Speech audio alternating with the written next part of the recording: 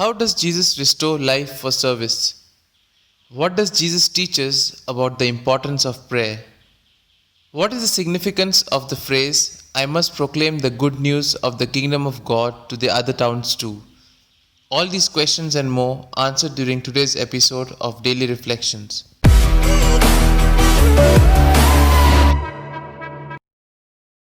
We are always impressed by the amount of space given in the Gospels to the healing ministry of Jesus.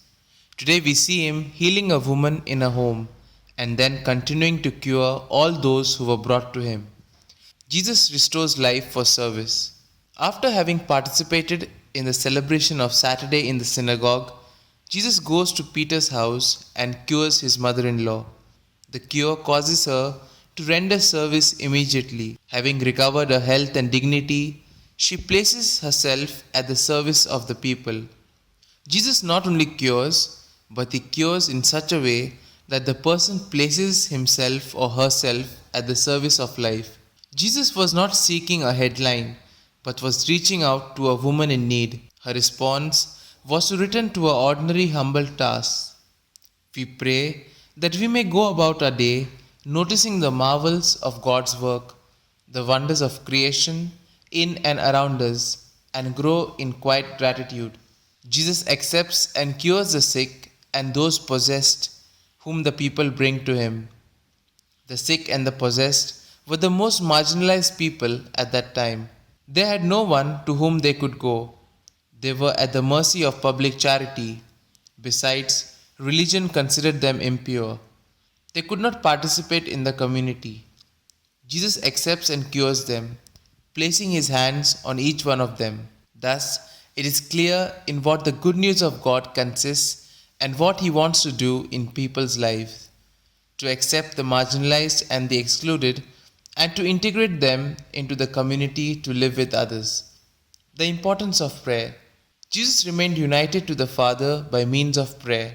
He had to make an enormous effort to have time available and a place suitable for prayer. He goes to a deserted place to be able to stay alone with God. Many times, the Gospels speak about Jesus' prayer in silence. Through prayer, he maintains his consciousness of his mission. It may seem surprising that Jesus turned away the crowds who went looking for him. His point of view was different from what might be expected. He spoke from the still point of his life, from his core relationship with his Father. He had gone to the deserted place so that he might listen to the word of God. Then he could answer the needs around him, even resisting the appeal of the crowds.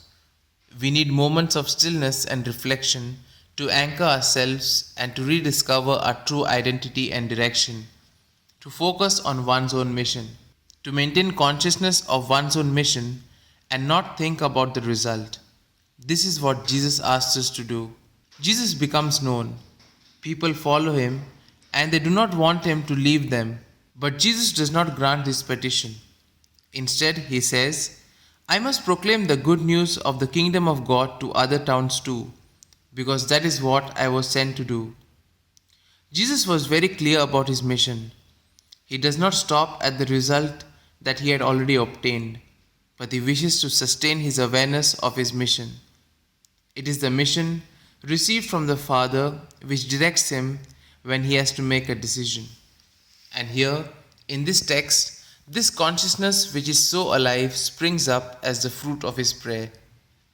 He saw his mission ahead, however, and spoke to them about how he must move on.